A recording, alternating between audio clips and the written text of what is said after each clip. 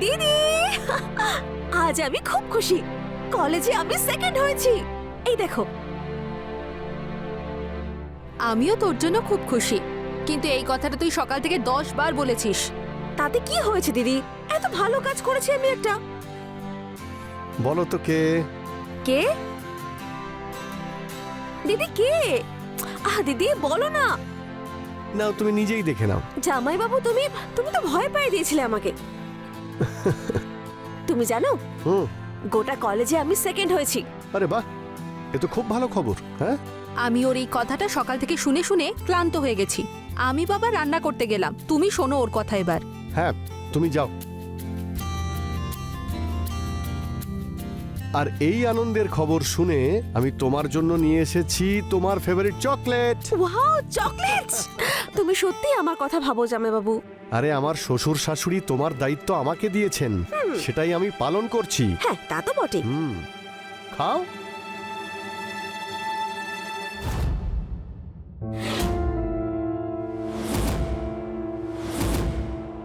দাও, আমি খাইয়ে দিচ্ছি।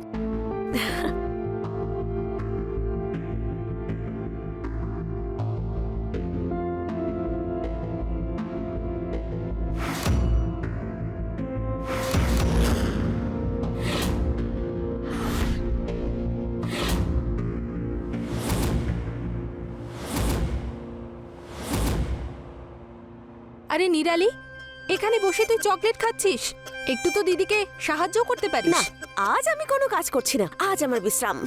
একদমই ঠিক বলেছেন। আরে তোর বিশ্রামের নয়, কাজের প্রয়োজন এখন। মায়া, আজকে রান্না তুমি করো, নিরালির সঙ্গে আমি একটু গল্প করব। তুমিও না মাথায় তুলে রেখেছো ওকে। ঠিক আছে, কথা বলো তোমরা। থ্যাংক ইউ জামাই বাবু। অলওয়েজ। আচ্ছা, এটা বলো, এরপর তুমি কি করতে চাও? এখন তো কলেজ, আর তারপর দেখবক্ষণ। কি দেখবে? ফিক্স নেই, কিছু ভাবিনি আমি এখনো।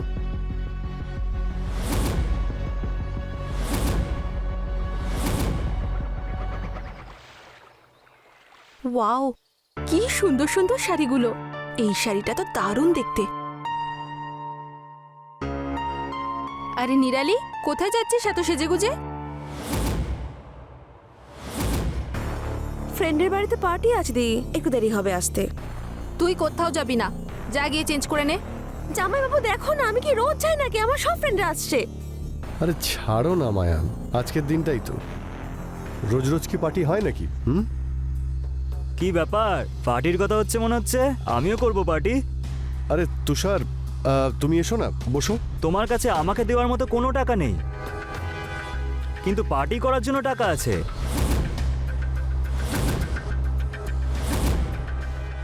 সরি তুষার, ওই তুমি আমাকে 1 সপ্তাহ মতো সময় দাও, আমি তোমার সমস্ত টাকা পয়সা ফিরিয়ে দেব, প্লিজ। ঠিক আছে, দেখা যাক। ঠিক আছে। থ্যাংক ইউ ভাই। জামাই বাবু, আমার দেরি হয়ে যাচ্ছে, একটু ছেড়ে দেবে আমায় প্লিজ? হ্যাঁ, তুষার তুমি বসো, আমি এক্ষুনি আসছি। চলো। এমনিতেও আমার কোনো তাড়াহুড়ো নেই। আমি এক্ষুনি ঠিক আসছি। আছে। আর বৌদি কেমন আছেন? তুমি এসে বসো না এখানে।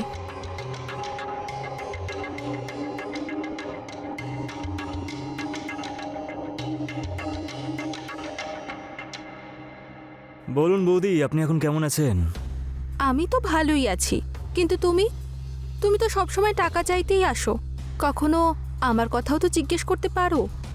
আরে আজকে তো আমি আপনার জন্যই এসেছি, এমনি তো আজকে বাড়িতে কেউই নেই। তাহলে ভালো করে জিজ্ঞেসই করিনি আপনি কেমন আছেন। নিরালি, আমি তুষারকে বসতে বলে ভুল করলাম না তো? আমি ঠিক বুঝলাম না, একথা কেন বলছো? চলো গিয়ে একবার দেখি, এসো।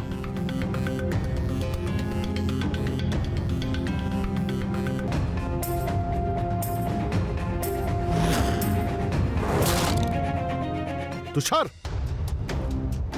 তুই এটা কি করছিস?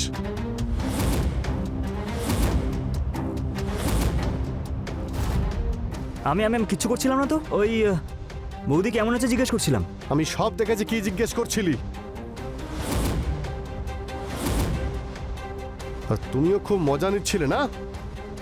চল বেরো এখান থেকে, আর কোনোদিন তোর মুখ দেখাবি না। চল। তুই কিন্তু খুব খারাপ কাজ করলি, তোকে এর জন্য ভুগতেই হবে। চুপচাপ চলে যা, আর কোনোদিন তুই এই বাড়িতে আসবি না, না হলে পুলিশে কেস করব।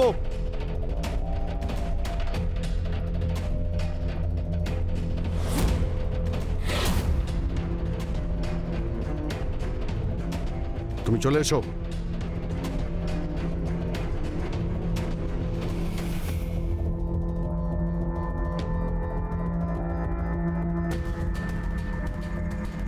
শালা হারামি কোথাকার, পুরো মুডটাই ঘেঁটে দিল। জামাই বাবু, তুমি মাথা ঠান্ডা করো না। দিদি হয়তো ভুল করে ফেলেছে, বা তুমি হয়তো বুঝতে ভুল করেছো। আরে না, তুষার 1 নম্বরের হারামি। আমার বউয়ের সঙ্গে নোংরামি করার সাহস পেল কি করে? দেখো, এবার কিন্তু শান্ত হও তুমি, না হলে আমার পার্টিও মাটি হয়ে যাবে। হ্যাঁ, তুমি ঠিকই বলছো। তাড়াতাড়ি ফিরতেও তো হবে আমাকে। তুমি একটু এগিয়ে দেবে আমাকে? চলো। চলো।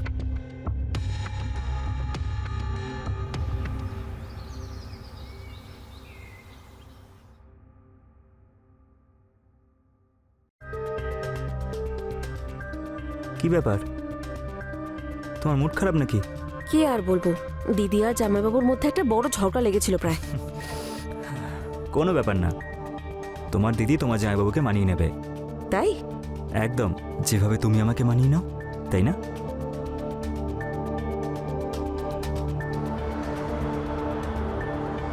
ক্লাস কিরকম চলছে তোমার? চলছে ভালোই। তোমাকে ছাড়তে আমার ইচ্ছাই করে না, এক্ষুনি তোমার জামাইবাবু চলে আসবে। নবীন, ওসব তো ঠিক আছে, তবে এরকম লুকিয়ে লুকিয়ে কতদিন দেখা করব? আর বেশি দিন নয়। বাড়িতে কথা বলবো তোমার ব্যাপারে? না, আমি নিজেই তোমার জামাইবাবু আর দিদির সাথে কথা বলবো। কিন্তু তাড়াতাড়ি। তুমি টেনশন নিও না, আমি আছি তো।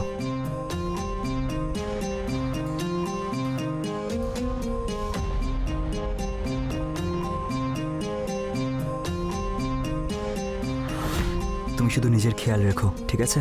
তুমি থাকতে আমার কিছু হতে পারে?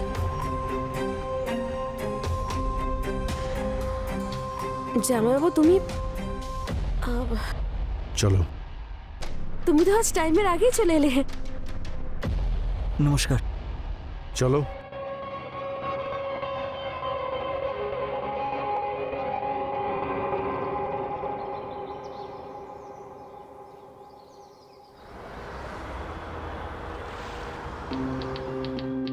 এ নাও তোমার চা।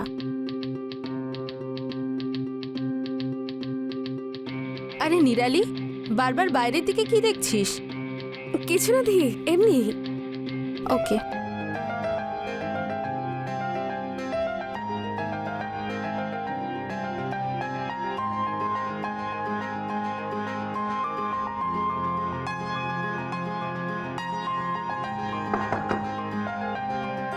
আগে নমস্কার।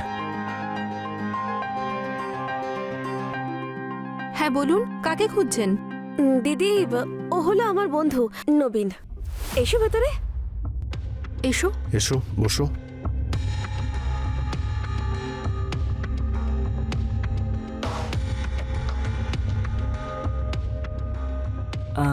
আসলে আমি আর নিরালি কিছু কথা বলতে চাই আপনাদের দুজনের সাথে। হ্যাঁ হ্যাঁ, বলো। আসলে দিদি, ওই আমি আর নবীন, আমরা দুজন একে অপরকে খুব ভালোবাসি,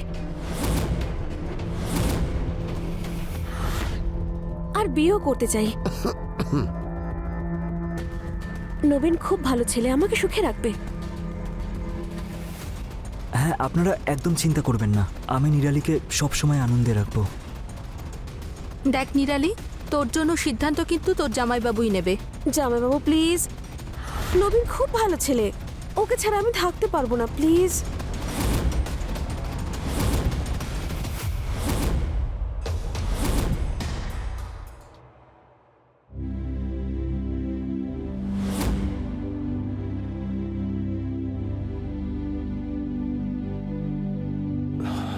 তুমি যখন এই ছেলেকেই বেছে নিয়েছো, নিশ্চয়ই ভালোই হবে। আমি তোমাদের বিয়েতে রাজি আছি। থ্যাংক ইউ বাবু, thank you, you are the best. আপনাদের অসংখ্য ধন্যবাদ।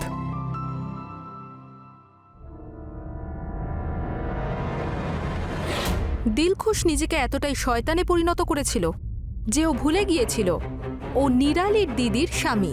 আর যখন নিরালি অন্যজনের সঙ্গে এতটাই খুশি রয়েছে তখন ও সেটা সহ্য করতে পারছে না। নিরালির খুশি হওয়াই স্বাভাবিক, কারণ ও যাকে ভালোবাসে খুব তাড়াতাড়ি তাকে বিয়ে করার স্বপ্ন দেখছে। কিন্তু দিলখুশ এই কথায় খুশি হয়নি। ওর মাথায় অন্য কোনো প্ল্যান চলছিল। এই ধরনের লোকেরা যা খুশি তাই করতে পারে।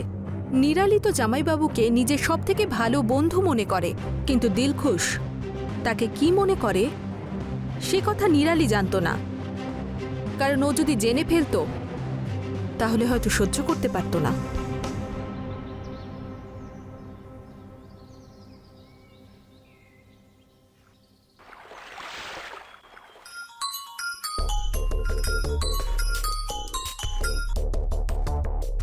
আবার কি জন্য ফোন করেছিস? কিরে, তুই আমার টাকাগুলো খেয়ে বসে আছিস আর আমাকে জিজ্ঞেস করছিস কেন ফোন করেছিস? খুব তাড়াতাড়ি ফিরিয়ে দেব।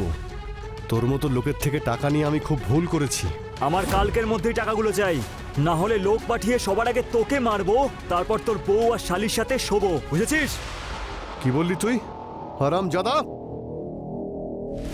হ্যালো হ্যালো, কথা বল তুই। এর একটা ব্যবস্থা করতেই হবে।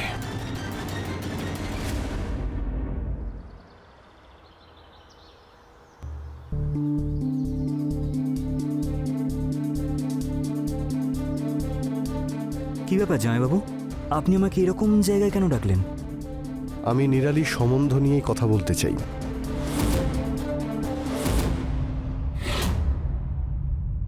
হ্যাঁ বলুন না।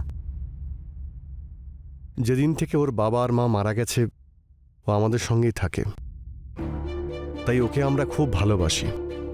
হ্যাঁ, নিরালি বলতো আপনাদের ব্যাপারে, আপনি খুব খেয়াল রাখেন ওর। একদমই ঠিকই বলেছে ও। এত বছর ধরে আমাদের কাছে আছে, কিন্তু আমার সঙ্গে ও এখনো শোয়নি। আর তুই সেদিনের একটা ছোকরা আমার শালিকে বিয়ে করে ওর সঙ্গে শুতে চাস? হ্যাঁ, আপনি কি সব কথা বলছেন? তুই নিরালির থেকে দূরে থাক, ও শুধুমাত্র আমার। আমি কখনো ভাবতেও পারিনি আপনি নিজের শালির ব্যাপারে এরকম খারাপ কিছু ভাবতে পারেন।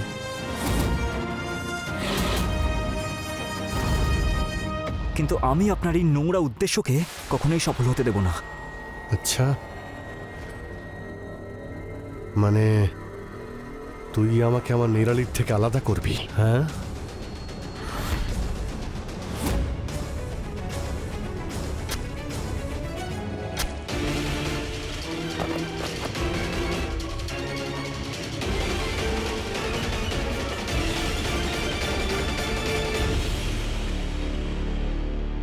তুমি তুমি এখানে কি করছো? আমি তো এখানে টাকা চাইতে এসেছিলাম, কিন্তু এসে তো অন্য কিছু দেখলাম। দেখ ভাই, তুই এখানে যা কিছুই দেখেছিস কাউকে বলবি না। দেখ, আমি তোর টাকা দ্বিগুণ সুদের সমেত ফিরিয়ে দেব। হ্যাঁ, সেটা তো ঠিক আছে, কিন্তু আমার একটা শর্ত আছে। তুই নিজের বউ আর শালিকে আমার কাছে এক রাতের জন্য পাঠিয়ে দে। তোর সব টাকা আমি ছেড়ে দেবো। আর ভাববো তোকে আমি কোনো টাকাই দিইনি। তোকে তো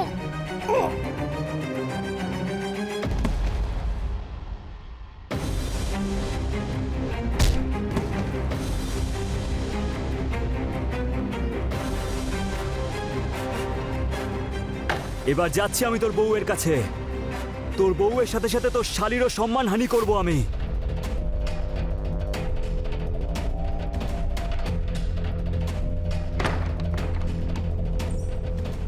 মায়া, কোথায় আছো? বাইরে এসো। তুমি? হ্যাঁ আমি। এক্ষুনি তোর স্বামীকে ওপরে পাঠিয়ে এসেছি। এবার তোর আর আমার মধ্যে আর কেউ আসবে না। তুমি ভুল করছো, ছাড়ো আমাকে। দিদি, দিদি কি করছো? কি? ছাড়ো ওকে, ছাড়ো, ছাড়ো, তুইও মাখনের থেকে কোনো অংশে কম নয়, একদম নরম তুল। ছাড় বলছি, নইলে কিন্তু ভালো হবে না। ছাড় বলছি। হ্যাঁ তো ধর না। এমনিতেও তোর বয়ফ্রেন্ড মরে গেছে, তোর জামাইবাবু মেরেছে। কি হয়েছে নবীনের? আর এমনি তো তোর একজন পুরুষ মানুষের প্রয়োজন, তাই আমি এসে গেছি। ছাড় দিদি, help! দিদি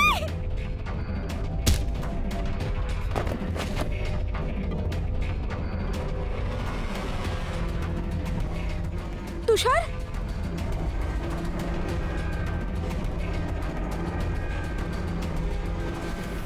দিদি কোনো রেসপন্স পাচ্ছি না।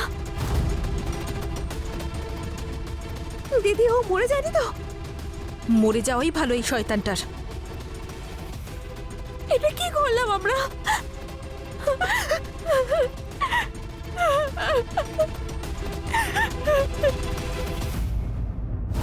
এক রাতের মধ্যেই মানুষের ভাগ্য পাল্টে যেতে পারে, এটা শুনেছিলাম। আর আজ দেখেও নিলাম, মায়া আর নিরালির হাসি খুশি জীবনটা শেষ হয়ে গেল। এমন আরও কিছু হয়েছে যা হয়তো কল্পনাও করা যায় না। যদি সময় থাকতে থাকতে দিলখুশ নিজেকে সামলে নিতে পারত, তাহলে হয়তো আজকের এই ঘটনাগুলো ঘটতো না। মায়া যা করেছে তা নিজের সরল বোনের সম্মান রক্ষার্থে করেছে, কিন্তু যেটা হলো সেটা তো ঠিক হলো না। তুষার নিরালির উপর জোর খাটাচ্ছিল, যার শাস্তিও পেল। এখন কি হবে এই ভেঙে যাওয়া পরিবারের পরিণতি? এটা তো মাত্র একটা ঘটনা। আবেগে ভেসে গিয়ে না জানি কতই না লোক এই ধরনের ভুল করে ফেলে, যার জন্য নিজেরাই বিপদে পড়ে যায়, যেখান থেকে আর ফিরে আসতে পারে না। সামান্য সতর্কতা আর আপনার সুরক্ষা। আমি রানী এখন আপনাদের কাছ থেকে বিদায় নিচ্ছি। খুব তাড়াতাড়ি দেখা হচ্ছে ক্রাইম চক্রের একটা নতুন এপিসোডে, একটা নতুন ঘটনার সঙ্গে। সতর্ক থাকুন, সুরক্ষিত থাকুন। জয় হিন্দ।